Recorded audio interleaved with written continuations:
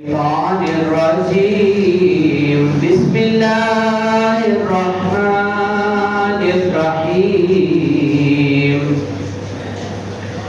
إنما الصدقات للفقراء والمساكين والعاملين عليها والمؤلفة قلوبهم وفي الرقاب والغارمين وفي سبيل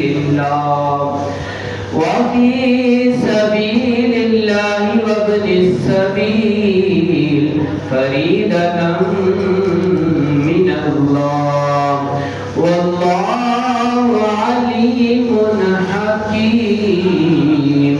صدق الله العظيم وبلغنا رسوله النبي الكريم وذلك من الشاهدين والشاكرين والحمد لله رب العالمين. حمد و صلاۃ کے بعد ہم نے قرآن مجید فرقان حمید کی سورہ توبہ سے آیت نمبر 60 کی تلاوت کرنے کا شرف حاصل کیا ہے. اللہ جل جلالہ و امان والوں کی بارگاہ میں دعا ہے کہ وہ ہمیں حق اور سچ کہنے کی سعادت عطا فرمائے اور سامعین کو حق اور سچ سن کر عمل کرتے ہوئے دوسروں تک پہنچانے کی توفیق مرحمت فرمائے. آمین بجاہ النبی الامین صلی اللہ تعالی علیہ وآلہ وسلم. گزشتہ جمعہ ہم نے زکوٰۃ کے متعلق کچھ ایکسپلین کیا تھا اور یہ اعلان بھی کیا تھا کہ آئندہ جمعہ مصارف زکوٰۃ کو بیان کیا جائے گا. اسی مناسبت سے میں نے سورۃ توبہ کی آیت نمبر 60 کی تلاوت کی ہے جس کے اندر مصارف زکوٰۃ کا بیان ہے. مصارف زکوٰۃ کسے کہتے ہیں؟ مصارف زکوٰۃ وہ ہوتے ہیں جو زکوٰۃ کے حقدار ہوتے ہیں، جن کو زکوٰۃ دی جا سکتی ہے. وہ لوگ مصارف زکوٰۃ ہیں جو زکوٰۃ کے اہل ہوتے ہیں. قرآن فرماتا ہے، اللہ تبارک و تعالیٰ فرماتا ہے انما الصدقات، تمہارے جو صدقات ہیں، للفقراء، وہ فقراء کے لیے ہیں. صدقات کی ڈیفینیشن تفصیل میں گزشتہ جمعہ بیان کر چکا ہوں. ایک صدقہ واجبہ ہوتا ہے، ایک صدقہ نافلہ ہوتا ہے. آج اس بارے میں مصارف زکوٰۃ بیان ہو رہے ہیں. یہ صدقہ واجبہ کے متعلق انما الصدقات، یہاں صدقات سے مراد زکوٰۃ ہے. للفقراء، فقراء کے لیے ہیں، والمساکین، اور یہ زکوٰۃ صدقات تم مساکین کو دے سکتے ہو. والعاملین علیہا، اور جو زکوٰۃ اکٹھی کرنے پر مقرر کیے گئے لوگ ہیں ان کو دے سکتے ہو. والمؤلفۃ قلوبہم، اور ان لوگوں کو جو ایمان لانے والے ہیں، اسلام قبول کرنے والے ہیں، یا پھر ایمان لے آئے ہیں، نئے ایمان لائے ہیں، ابھی نو مسلم جسے ہم کہتے ہیں، نیو مسلم. مؤلفۃ قلوبہم، ان کے دلوں میں الفت پیدا کرنے کے لیے ان کو زکوٰۃ دی جا سکتی ہے. چوتھے نمبر پر وفی الرقاب، اور گردنیں چھڑانے میں. گردنیں چھڑانے کیا چیز ہے؟ غلام آزاد کرنا. اس دور میں چونکہ غلام ہے ہی نہیں، یہ کانسیپٹ اس کو ایکسپلین زیادہ کرنے کی ضرورت ہی نہیں ہے. اس وقت پوری دنیا سے غلاموں کا سلسلہ ختم ہوا ہوا ہے. وفی الرقاب، گردنیں چھڑانے میں یعنی غلام آزاد کرنے میں. اس کے بعد فرمایا والغارمین، اور ایسے قرضدار لوگ جو قرض ادا کرنے کے بعد اس لائق نہ رہیں کہ وہ مالدار کہلائیں، تو قرض کے ادائیگی کے لیے بھی زکوٰۃ دی جا سکتی ہے. وفی سبیل اللہ، اور جو اللہ کی راہ میں ہوں یعنی مجاہدین، اللہ کی راہ میں جہاد کرنے والے، ان کے لیے بھی زکوٰۃ اکٹھی کی جا سکتی ہے۔ اور پھر فرمایا وابن السبیل، اور راستے کا بیٹا۔ راستے کا بیٹا کون ہوتا ہے؟ مسافر، سفر کا مسافر۔ اللہ تعالیٰ فرماتا فریضۃ من اللہ، یہ ہم نے تم پر فرض کی ہے، فرض، فریضۃ من اللہ، اللہ کی طرف سے یہ فرض ہے۔ واللہ علیم حکیم، اللہ جانتا ہے اور حکمت والا ہے کہ تمہیں جو مال دیا ہے تم کرتے کیا ہو۔ یہ تو آیت مبارکہ کا میں نے ترجمہ ایکسپلین کیا ہے۔ اب ایک ایک کے بارے میں ہم تفصیلاً گفتگو کر دیتے ہیں۔ للفقراء، وہ لوگ جو فقیر ہیں۔ نمبر 1 پر آتے ہیں فقیر۔ فقیر کو میں وضاحت پچھلے جو میں کر چکا ہوں، فقیر یہ مانگنے والے نہیں ہیں، یہ بھکاری نہیں۔ بھکاری تو آپ ان کی چھان بین کریں گے تو لینڈ لارڈ نہیں لیں گے، بھکاری نہیں۔ فقیر، فقیر کون سا ہوتا ہے؟ جو صاحب نصاب نہ ہو۔ صاحب نصاب کون ہوتا ہے؟ جس کے پاس 52 تولے چاندی یا اس کے برابر قیمت، مال، روپیہ پیسہ، پرائز بانڈ اور دوسرے ملکوں کی کرنسی، سونا چاندی، مال تجارت، جس کے پاس اتنا مال ہو وہ صاحب نصاب ہوتا ہے، اور جس کے پاس اس سے کم مال ہو وہ صاحب نصاب نہیں رہتا۔ تو جو صاحب نصاب ہوگا وہ فقیر نہیں ہے، اور جو صاحب نصاب نہیں ہوگا وہ فقیر ہے۔ یعنی جس کے پاس 52 تولے چاندی کی قیمت کے برابر مال نہ ہو، روپیہ نہ ہو، پیسہ نہ ہو، پرائز بانڈ نہ ہو، کرنسی نہ ہو اور مال تجارت نہ ہو، اس کو کہتے ہیں فقیر۔ دوسرے نمبر پر آتا ہے مساکین۔ مسکین کسے کہتے ہیں؟ مسکین وہ ہوتا ہے جس کے پاس ایک وقت کا کھانا ہے تو دوسرے کھانے کا کوئی عطا پتہ نہیں ہے۔ اگر ایک کپڑا اس کے پاس ہے تو دوسرے کپڑے کا کوئی عطا پتہ نہیں ہے۔ مسکین دنیا میں ہیں تو صحیح لیکن ملتے نہیں ہیں۔ میں یہ نہیں کہتا کہ نہیں ہیں۔ ایک شخص تو میری نگاہ میں گھومتا رہتا ہے، اس پہ مسکین کی تعریف صادق آتی ہے، ملاقات بھی ہوتی ہے کبھی کبھی اس سے میری، لیکن بتانے کا مقصد یہ مسکین کو تلاش کرنا ذرا مشکل ہے، کیونکہ ایسا شخص آپ کیسے ڈھونڈیں گے جس کے پاس ایک ٹائم کا کھانا اور اسے ٹائم کے کھانے کا عطا پتہ نہ ہو؟ کیسے چھان بین کریں گے آپ؟ مشکل ہے۔ اس کے پاس ایک کپڑا جو پہنا ہوا بس وہی کپڑا ہے، دوسرا کپڑا نہ ہو، یہ تلاش کرنا مشکل ہے، لیکن مسکین ہے۔ یہ دوسرا ہے مصرف زکات کا۔ تو مسکین اسے کہتے ہیں جس کے پاس عام لفظوں میں، آسان لفظوں میں کچھ بھی نہ ہو، وہ مسکین ہے۔ جس کے پاس کچھ بھی نہ، جس کو اردو میں کہا جاتا ہے نادار۔ نادار وہ ہوتا ہے جس کے پلے کچھ بھی نہ ہو۔ پھر تیسرے نمبر پر والعاملین علیہا، اور جو زکات اکٹھی کرنے کے لیے لوگ منتخب کیے گئے ہیں، جن کو زکات لانے کے لیے ڈیوٹی دی گئی ہے، جن کو زکات اکٹھی کرنے پر مامور کیا گیا ہے، وہ ہے عاملین علیہا، کہ زکات پر عامل۔ لیکن یہاں پر وضاحت ضروری ہے۔ زکات اکٹھی کرنے والے تو بہت سارے لوگ ہیں، آئے دن مدرسوں کے لوگ آتے ہیں، زکات کا اعلان کرتے ہیں، اپنی زکات، صدقات، فطرات مدارس میں دیجیے۔ یہ عاملین نہیں ہیں۔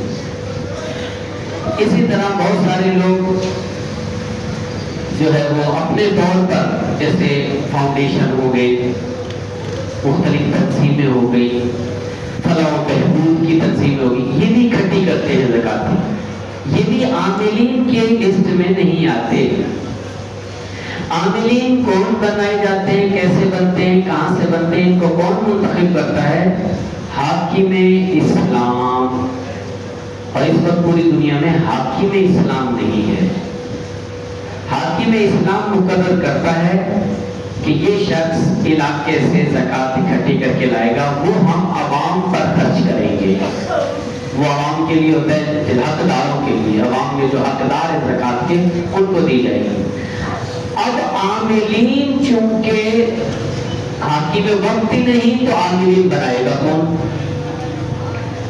اور اس وقت اگر گورنمنٹ بھی اکٹھا کرتی ہے، آپ کو پتا ہے زکوٰۃ، بینک والے زکوٰۃ کاٹ لیتے ہیں، بہت سارے معاملات میں زکوٰۃ لی جاتی ہے، آپ سے گورنمنٹ لیتی ہے، تو اس لیے ان کے بنائے ہوئے، گورنمنٹ کے بنائے ہوئے عاملین میں شامل نہیں۔ کیوں شامل نہیں؟ نعیم الدین مراد آبادی رحمۃ اللہ علیہ نے اس کی تفسیر میں بہت پیارا جملہ لکھا ہے جو سمجھ میں بھی آتا ہے، اور یہ میری طرف سے ہے بھی نہیں کہ گورنمنٹ کوئی ایکشن لے میرے خلاف۔ یہاں لکھا ہے مفسر قرآن نعیم الدین مراد آبادی رحمہ نے، چونکہ حاکم وقت عدل نہیں کر سکتا، اس لیے وہ زکوٰۃ کو صحیح جگہ خرچ نہیں کرے گا، اس وجہ سے عامل نہیں مقرر کر سکتے۔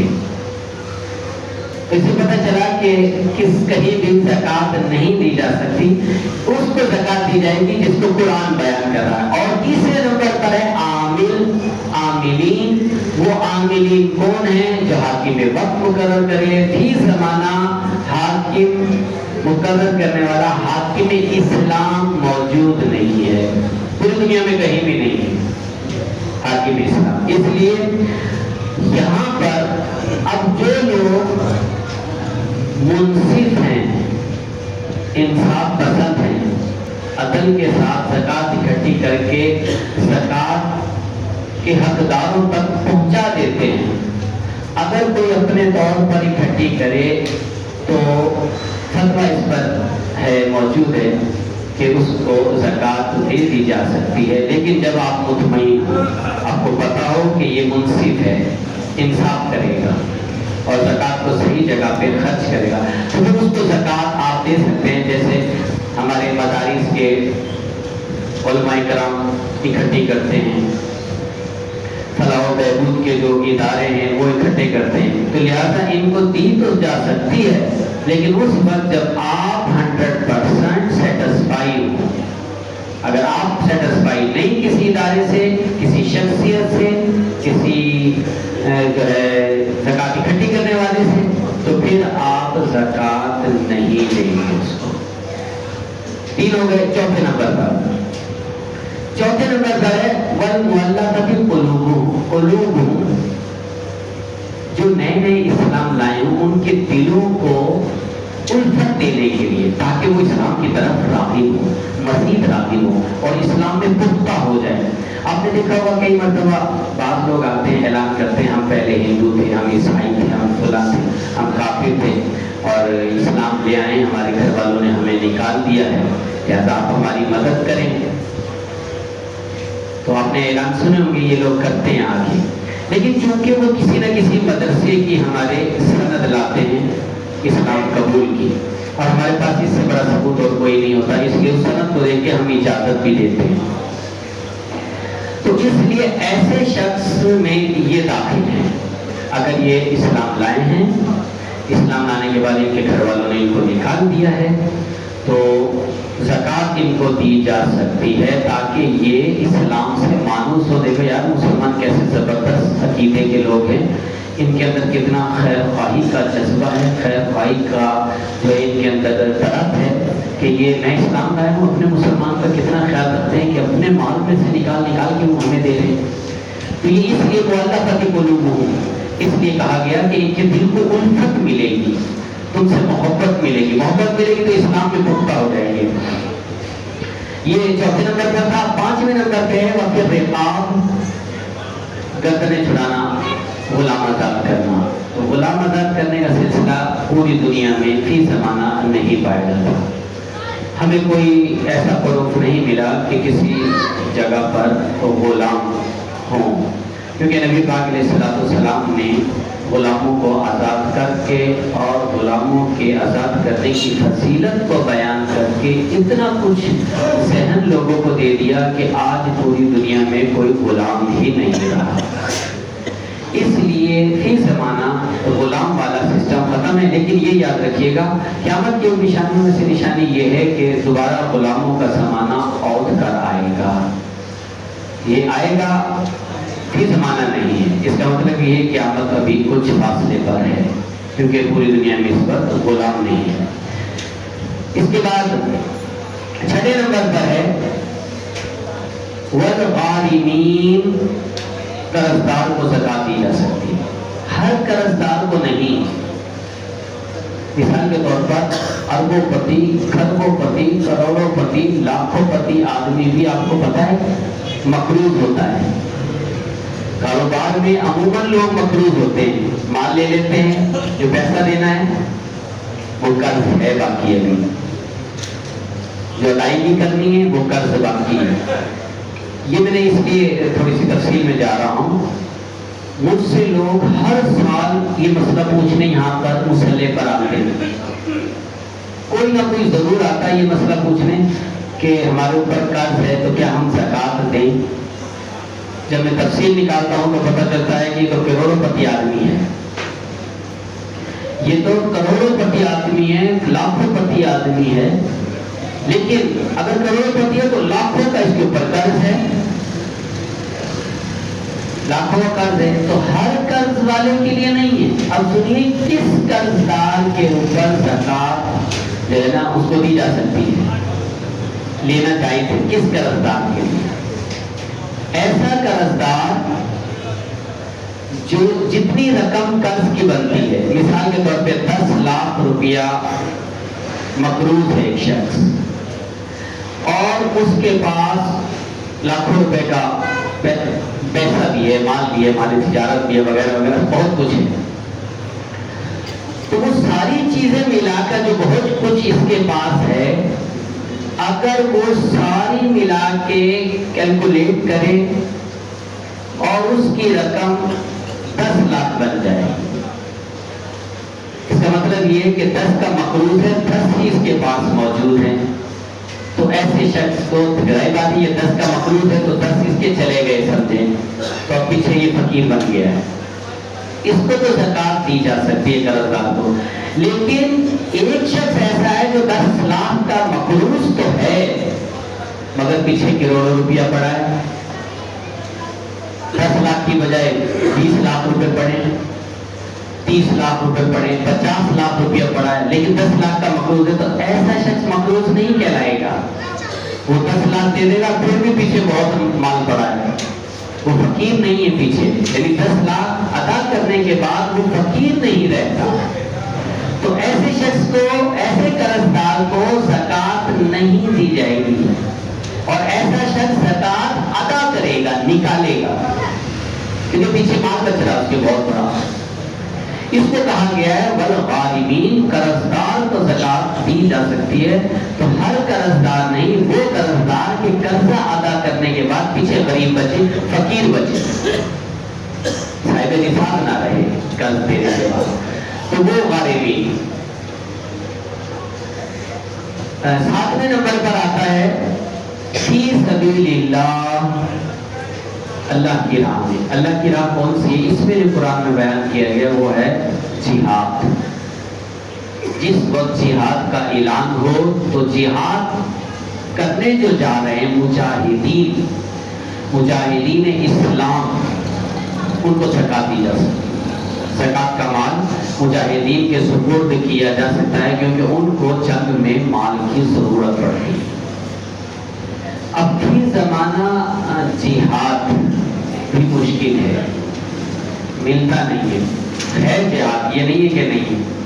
ہمارے ہاں جہاد کو اتنا غلط روپ دیا گیا جس کی وجہ سے جہادی بدنام کر دیا گیا اور ایک دہشت گردی کی نئی اصطلاح لا کر जिहाद को ही तबाह बर्बाद खत्म कर दिया गया। तो इसलिए जिहाद की ज़माना मुजाहिद आपको मिलेंगे नहीं। अगर कहीं मिलेंगे तो वो मिलेंगे जो अपने तौर पर खुद जिहाद कर रहे होते हैं। जैसे फलस्तीन, वहाँ पर खुद अपने बलबूते पर लोग लड़ रहे थे। जम्मू कश्मीर, जिसमें पहले अपने बलबूते पर लोग लड़ रहे थे, अब नहीं लड़ते। इसी तरह और दूसरे ममालिक हैं जहाँ लोग हकीकतन अपने इस्लाम और अपनी सरजमीन के लिए लड़ते हैं, उनको जो है ज़कात दी जा सकती है। यहाँ के जितनी भी जिहादी तंजीमें पाकिस्तान में हैं, ये कोई जिहाद नहीं करती, इनको ज़कात ना दिया करें। आप इनको ज़कात नहीं लगेगी, क्योंकि जिहाद ही नहीं है तो इनको ये ज़कात किसके लिए ले रहे हैं। अब ये कहें कि हम फलस्तीन बेचते हैं तो हमें इस पे गलीम नहीं होता, क्योंकि कई मर्तबा तारीख में ये बातें गुजर चुकी हैं, जो हमें दिखाया जाता है उसके उल्ट होता है। फलस्तीन के बारे में एक जुमला बोलूं। एक मर्तबा पाकिस्तान से फलस्तीन की मदद के लिए गए, वो फलस्तीन को ही मार के आ गए, यानी फलस्तीनियों को ही मार के आ गए थे फलस्तीन की मदद करने के लिए, फलस्तीन को ही मार के आ गए। तो किस पे एतबार करें भैया? तो इसलिए मुजाहिद फिलहाल मिलते नहीं हैं। जितने भी जिहाद की तंजीमें नजर आती हैं, अल्लाह ही जाने ये क्या कर रहे हैं, हमें तो समझ में नहीं आता। 8वें नंबर पे फरमाया वब्ने सबील, और रास्ते का बेटा यानी मुसाफिर। अब ये कौन सा मुसाफिर है? रोजाना इतने लोग सफर करते हैं, मुसाफिर बनते हैं, तो क्या इन सबको ज़कात दी जाएगी? नहीं। उस मुसाफिर को ज़कात दी जाएगी जो सफर की हालत में हो और कंगाल हो गया हो, या फिर सफर की हालत में हो लुट गया हो, या फिर सफर की हालत में हो माल चोरी हो गया हो, या फिर सफर की हालत में हो और सब कुछ खा पी गया हो, कुछ बाकी ना बचा हो। अब वो शख्स लाखोंपति हो, करोड़ोंपति हो, अरबोंपति हो, खरबोंपति हो, और उस वक्त फिलहाल उसके पास नहीं कोई चीज, तो ऐसे को ज़कात दी जा सकती है। लेकिन दौर जदीद में मोबाइल, इंटरनेट सर्विस, बैंक का सिस्टम, क्रेडिट कार्ड वगैरह वगैरह, ये सारी चीजें कोई कहीं भी मुसाफिर हो, अगर उसको उसके जरिए पैसा निकलवा सकता है, मंगवा सकता है, तो फिर उसको ज़कात नहीं दी जाएगी। क्योंकि यहाँ पे तो इसका जिक्र नहीं है कुरान में, क्योंकि उस वक्त तो ये चीजें नहीं थी। लेकिन चूंकि इसमें जिक्र इस चीज का है कि पीछे करोड़पति हो, फिलहाल वो कंगाल हो गया है, तो इसका मतलब ये जेब में टच मोबाइल है, अकाउंट पाकिस्तान में, खुद गैर मुल्क में जाके पैसा खत्म हो गया, तो अब उसको ज़कात दें या ना दें? नहीं देंगे। क्यों? क्योंकि उसने मोबाइल निकालना है, अपना अकाउंट खोलना है, पैसे मंगवा लेने हैं। तो इसका मतलब ये कंगाल नहीं हुआ। ये जो टच मोबाइल जेब में पड़ा है, ये माल है, माल जिसका अकाउंट बना हुआ है, अकाउंट में पैसे हैं जो आ सकते हैं इजीली, वो मुसाफिर भी नहीं। सिर्फ वो मुसाफिर जो सफर की हालत में कंगाल हो गया, फकीर हो गया, पैसा खत्म हो गया, लुट गया, चोरी हो गया हो, और कोई सूरत ना हो कि पैसा मंगवा सके, ऐसे को ज़कात दी जा सकती है। ये टोटल 8 किस्म के लोग हैं जिनको ज़कात दी जा सकती है। तो इनके अलावा किसी को भी ज़कात नहीं दी जा सकती। पिछले दिनों जो मैंने बयान किया था, बाद लोग आके कहते हैं बेवा है, वो गरीब है, उसका कोई कमाने वाला नहीं है, वो अकेले हैं, यूं है। ये चीजें ना गिना करें, ये चीजें गिने जो कुरान ने बताई है। ये चीज पाई जाती है तो ज़कात आंखें बंद करके दे दें। अगर ये चीज नहीं पाई जाती तो फिर आपको तहकीक किए बगैर ज़कात नहीं देनी। आयत के आखिरी में अल्लाह तुम्हारे मुताबिक इरशाद फरमाता है, वल्लाहु अलीमुन हकीम, अल्लाह जानता है اللہ علم والا ہے، حکیم دانا ہے، وہ علم والا بھی ہے دانا بھی ہے۔ اس آیت کے بعد یہ جملہ کیوں آیا کہ اللہ علم والا ہے دانا ہے؟ اس لیے آپ بتایا گیا، یہ جملہ اس لیے ارشاد فرمایا گیا، اے مالداروں، اے پیسے والوں، اے صاحب نصاب لوگوں، تم جو زکوٰۃ دو گے یہ نہ سوچنا کہ تم جو نکال رہے ہو اسے اللہ نہیں جانتا۔ اللہ علیم ہے، جاننے والا ہے، وہ حکیم۔ اور جو تمہاری نیتیں ہیں، جو تمہارے ارادے اندر بن رہے ہیں، جو تم گول مول کرتے ہو، جو گھماتے پھراتے ہو زکوٰۃ کو، جو تم ہیرا پھیری کرنے کی کوشش کرتے ہو، حکیم اللہ دانا ہے، اسے پتا ہے۔ تو اس لیے ہمیں چاہیے زکوٰۃ جو ہے وہ دیکھ کر دیں۔